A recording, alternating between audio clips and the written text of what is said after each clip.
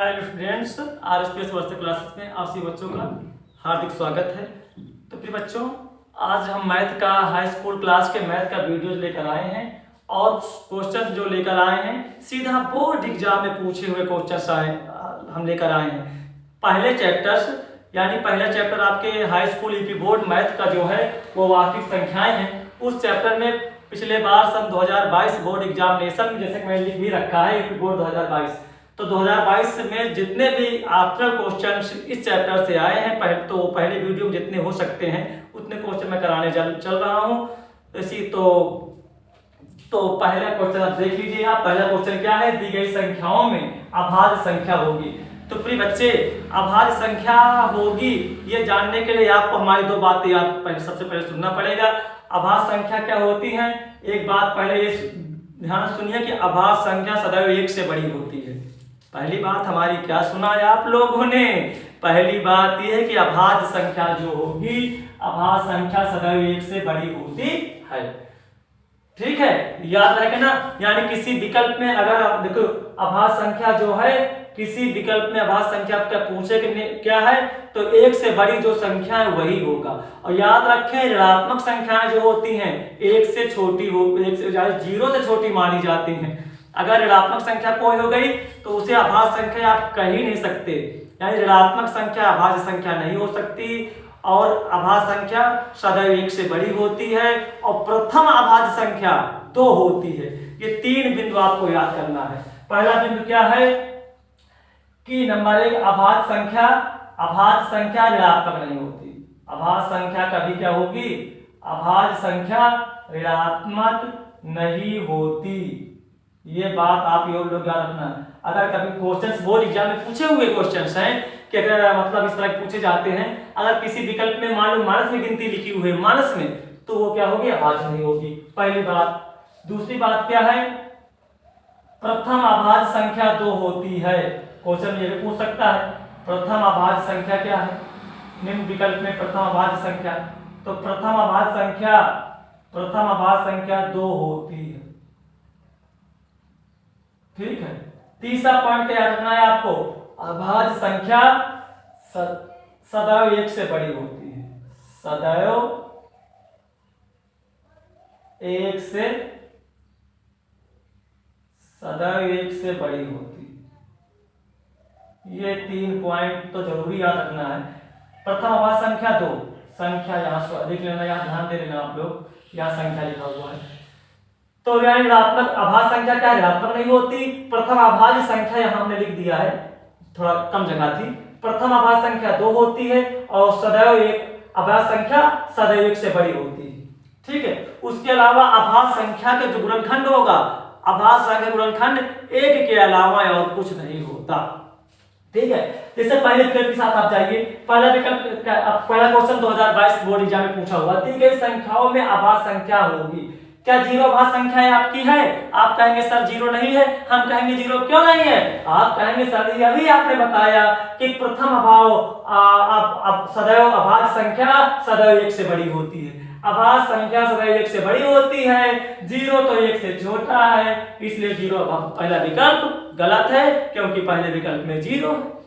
दूसरा विकल्प क्या सही है? दूसरा विकल्प भी सही नहीं है क्योंकि अभाज्य संख्या सदैव एक से, देखो हमने लिख दिया है अभाज्य संख्या सदैव एक से बड़ी होती है। ये तो एक है, एक से बड़ी तो है नहीं, इसलिए यहाँ जो है एक भी अभाज्य संख्या नहीं। 2 विकल्प तो ऐसे ही चले गए। अब तीसरे विकल्प के साथ आए। तीसरा विकल्प 2 है, क्या लिखा 2, कहता प्रथम अभाज्य संख्या 2 होती है। अगर प्रथम अभाज्य संख्या 2 होती है तो सी में 2 ही तो लिखा है, ये 2 हो गया। और 8 क्या अभाज्य संख्या है?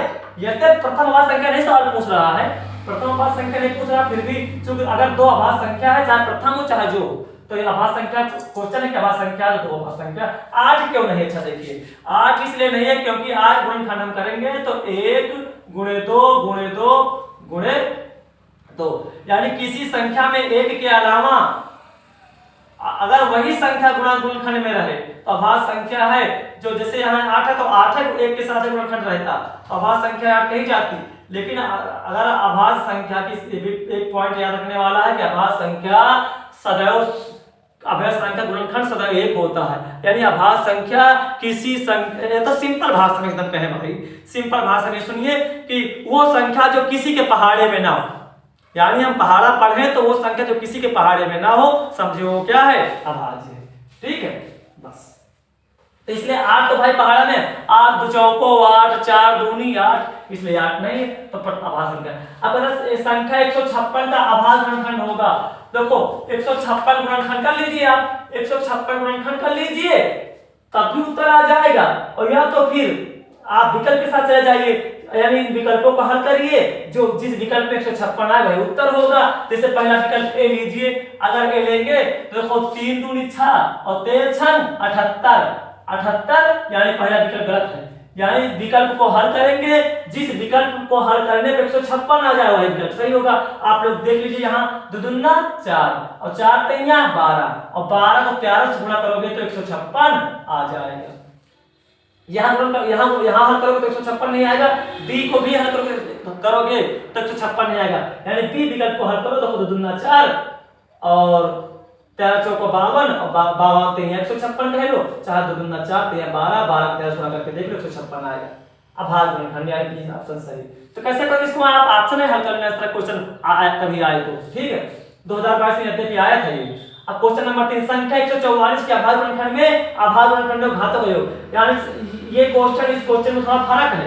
अब इसमें 144 का अभाज्य गुणनखंड करो और करने के बाद जो घाते हैं उनको जोड़ो। जैसे 144 का गुणनखंड करेंगे तो 144 गुणनखंड करेंगे क्या होता है, 2 7 14, 2 दूना 4, 2 3 6, 2 6 12, 2 से गुणा 2 1 के दे 2 8 16, 2 9 18 और 3 3 9, 3 1 3। यानी 144 गुणनखंड हम करेंगे तो गुणनखंड हमें 144 के 144 गुणनखंड क्या मिलेंगे, गुणनखंड मिलेंगे हमको 2 कितनी बार है, देखो 2 4 बार है ना, तो 2 की घात 4। फिर दूसरी गिनती शुरू होने से पहले गुणा लगा जाता है, दूसरी गिनती शुरू होने से पहले गुणा लगा दो। 3 कितनी बार है, 3 2 बार, 3 घात 2। अब सवाल क्या कर रहा है, यानी कि अभाज्य 144 के अभाज्य गुणनखंड ये हो गए 2 की घात 4 गुणे 3 की घात 2। देखो 2 यहाँ 4 बार है तो 2 की घात 4 लिख दिया, 3 2 बार है तो 3 की घात 2 लिख दिया। ठीक है, अब कहता है अभाज्य गुणनखंड, सवाल क्या कह रहा है, सवाल क्या कह रहा है, अभाज्य गुणनखंडों के घातों का योग। देखो अभाज्य गुणनखंड ये हो गया, तो इनमें घात क्या है, देखो 2 की घात 4 है और 3 घात क्या 2, और कहता घातों का योग, तो घातों का योग आप कर देख लीजिए भाई कितना आ रहा है। घात कौन गिनती है बनी है, 4 और 2 यानी कि 6। आंसर क्या हो जाएगा, टी ऑप्शन। यानी गुणनखंड किया, जो गिनती जितनी बार उसको उतनी बार घात चढ़ा दो, तो 4 घात हो गई, 3 की घात 2 हो गई, तो 4 यानी घातों का योग पूछ रहा, तो 4 और 2 को जोड़ दो 6 हो गया। निम्नलिखित में से कौन सा सहभाज्य संख्याओं का युग्म है। सहभाज्य संख्या के लिए बेटा एक बात समझिए, सहभाज्य संख्या उस संख्या कहते हैं, सहभाज्य संख्या जिसका मासा 1 हो, वो यानी 2 या 2 से अधिक संख्याओं को हम सहभाज्य कब कहेंगे, हम सहभाज्य तब कहेंगे जब उनका मासा 1 हो। यानी हमारे पास निम्न में से कौन सहभाज्य संख्याओं का एक युग्म है, ये भी 2022 से पूछा क्वेश्चन है कि 14 35, 18 25, 31 93, 32 62। तो पहले हम मासा निकालेंगे, आप 14 और 35 का मासा निकालो। देखो 14 और 35 का मासा निकालो तो 7 आएगा, मासा 7 आएगा, इसलिए सहभाज्य विकल्प ए गलत हो जाएगा। मासा क्या होना चाहिए, 1। जैसे 18 और 25 का मासा आप निकालो, 18 और 25 का मासा निकालोगे तो 1 आएगा, यानी बी विकल्प क्या हो जाएगा, सही। अगर 31 और 93 का आप मासा निकालेंगे, 31 और 93 का मासा 31 आएगा, और 32 और 62 का मासा निकालेंगे तो इसका भी मासा आ जाएगा, यानी कि मासा 1 केवल आए, तो 18 और 25 का मासा 1 है, तो इसका अभाज्य संख्या है।